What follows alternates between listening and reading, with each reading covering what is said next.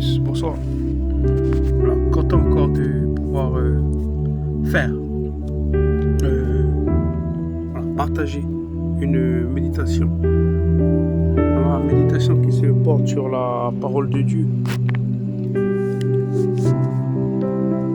Alors, oui, merci au Seigneur de toujours donner sa parole, toujours être à l'écoute de sa parole et toujours la lire aussi.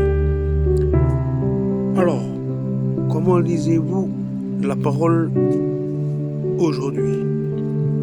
Est-ce une tâche que vous cochez sur une liste dans le cadre de votre temps de prière? Ou prenez-vous le temps de ralentir, de vous attarder un instant et de laisser la parole parler à votre cœur? Car la Bible est un livre unique. Ce n'est pas simplement de l'encre sur du papier. Elle est vivante, elle est active, elle contient les paroles même de Dieu qui porte en elle sa vie et son souffle.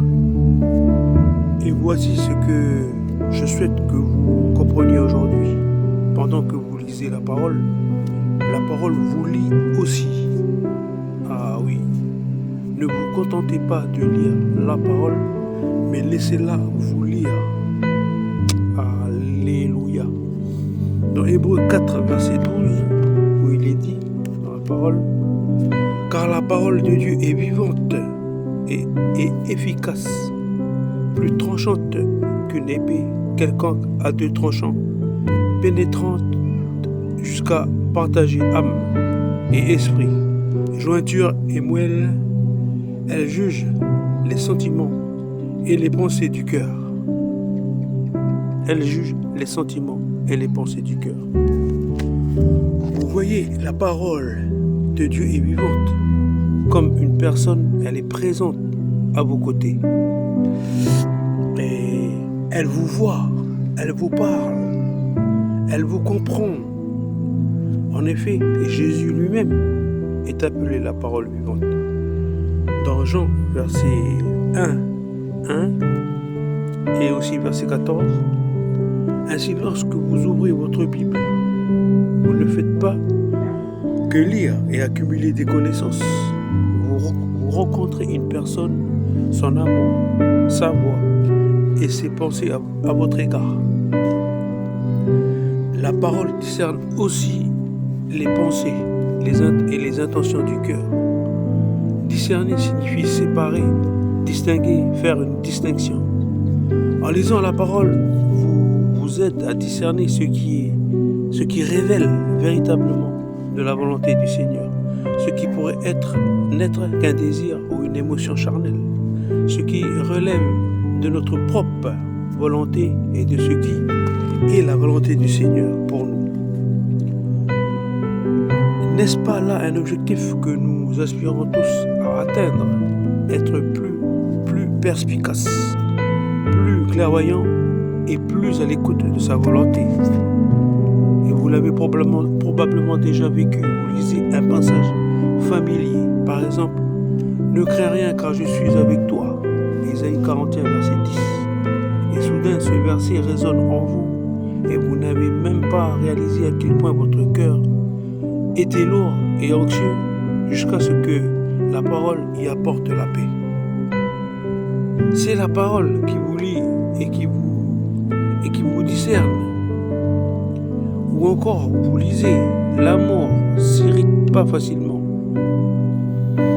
1 Corinthiens, chapitre 13, verset 5.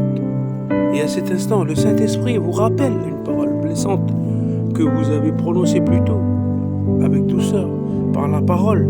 Il vous corrige, non par condamnation. Il vous appelle à grandir dans l'amour. Peut-être vous sentez-vous épuisé par votre travail ou votre ministère et vous tombez sur ce verset, venez à moi et je vous donnerai du repos. Venez à moi vous tous qui êtes fatigués et chargés et je vous donnerai du repos. Matthieu 11, verset 28.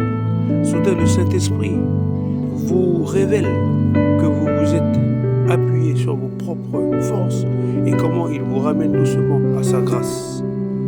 Voici l'une des merveilleuses façons dont le Seigneur nous parle par sa parole vivante.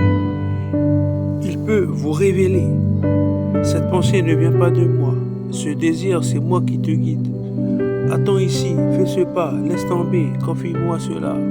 Le Seigneur utilise sa parole pour insuffler la sagesse céleste dans votre vie quotidienne. Alors prenez votre temps aujourd'hui. Ralentissez, invitez le Saint-Esprit à imprégner la page et les versets que vous lisez. Demandez-lui, que me dis-tu ici? Laissez la parole vous lire, laissez-la pénétrer au plus profond de vous-même, au-delà du tumulte. Laissez-la mettre en lumière ce qui doit être présenté au Seigneur, afin qu'il vous comble de son amour et vous guide avec sa sagesse et sa paix. Que le Seigneur puisse vous bénir encore, chers frères et sœurs. Et voilà, si j'ai pas partagé le matin, j'ai aussi ma page Facebook qui s'intitule aussi Nicodemus Aito. N'hésitez pas à y faire un tour. Voilà, vous pouvez aussi lire ce que je lis là à l'oral. Sur vidéo, je le partage aussi à l'écrit. Voilà mes chers amis, bonne soirée à vous. Que le Seigneur vous bénisse. Et voilà, tout en restant toujours attaché à sa parole.